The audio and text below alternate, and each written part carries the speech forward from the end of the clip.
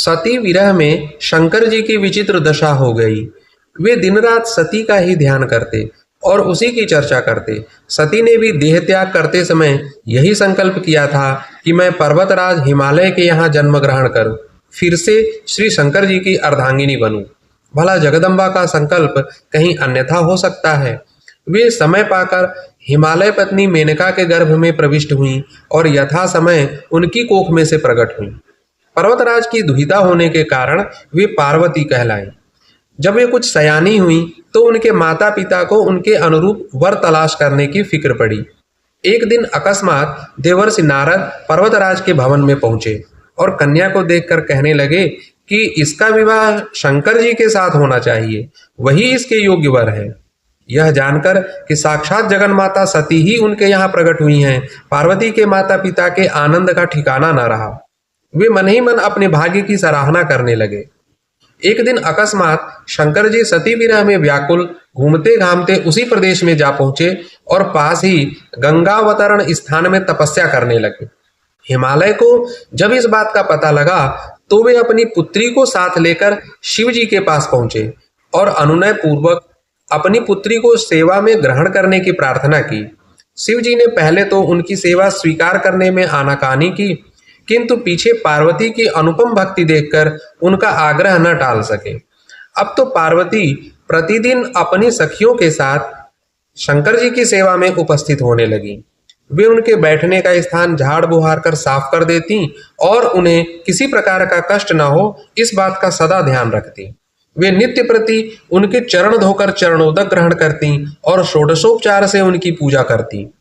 इस प्रकार पार्वती को लोक शंकर भगवान श्री शंकर जी की सेवा करते सुदीर्घ काल व्यतीत हो गया, किंतु पार्वती जैसी त्रिभुवन सुंदरी पूर्ण यौवना बाला से इस प्रकार एकांत में सेवा लेते रहने पर भी श्री शंकर जी के मन में कभी विकार नहीं हुआ।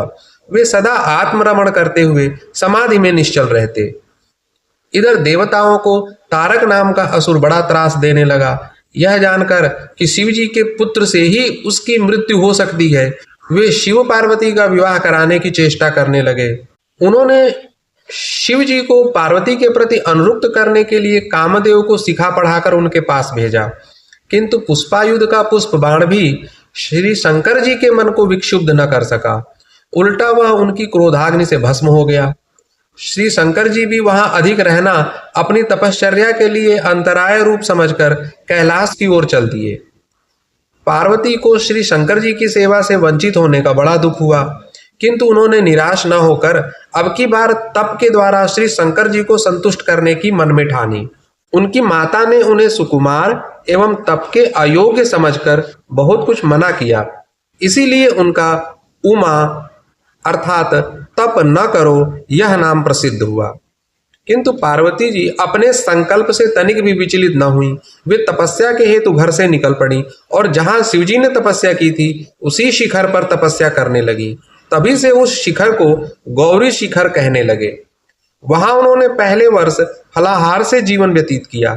दूसरे वर्ष वे पर्ण अर्थात वृक्षों के पत्ते खाकर रहने लगी और फिर तो उन्होंने पर्ण का भी त्याग कर दिया, इसीलिए वे अपर्णा कहलाई। इस प्रकार उन्होंने 3000 वर्ष तक घोर तपस्या की। उनकी कठोर तपश्चर्या को देखकर बड़े बड़े ऋषि मुनि भी दंग रह गए। अंत में भगवान आशुतोष का आसन हिला। उन्होंने पार्वती जी की परीक्षा के लिए पहले सप्तऋषियों को भेजा और पीछे स्वयं वटवेश धारण कर पार्वती जी की परीक्षा के निमित्त प्रस्थान किया।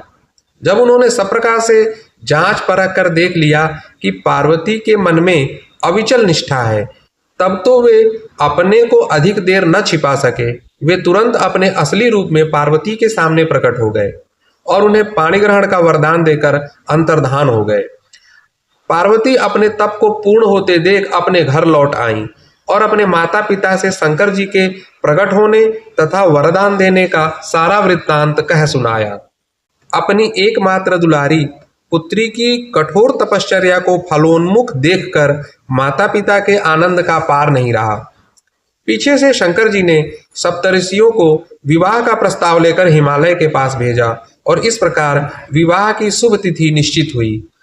श्री शंकर जी ने नारद के द्वारा सारे देवताओं को विवाह में सम्मिलित होने के लिए आदर पूर्वक निमंत्रित किया और निश्चित तिथि को ब्रह्मा, विष्णु, इंद्र प्रभृति सारे प्रमुख देवता अपने अपने दल बल सहित कैलाश पर आ पहुंचे। उधर हिमालय ने विवाह के लिए बड़ी धूमधाम से तैयारियां की और शुभ लग्न में शिव जी की बारात हिमालय के द्वार पर आ लगी। पहले तो शिव जी का विकट रूप तथा उनकी भूत प्रेतों की सेना को देखकर मैना बहुत डर गईं और उन्हें अपनी कन्या का पाणिग्रहण कराने में आनाकानी करने लगी। पीछे से जब उन्होंने शंकर जी का करोड़ों कामदेव को लजाने वाला 16 वर्ष की अवस्था का परम लावण्यमय रूप देखा तो वह देह गेह की सुध भूल गईं और उन्होंने श्री शंकर जी पर अपनी कन्या के साथ ही साथ अपनी आत्मा को भी न्यौछावर कर दिया। हर गौरी का शुभ विवाह आनंद पूर्वक संपन्न हुआ। हिमाचल ने बड़े चाव से कन्यादान दिया। विष्णु भगवान तथा अन्यान्य देव और देव रमणियों ने नाना प्रकार के उपहार भेंट किए। ब्रह्मा जी ने वेदोक्त रीति से विवाह करवाया। सब लोग अमित उत्साह से भरे अपने अपने स्थानों को लौट गए। बोलो शिवा और शिव की जय।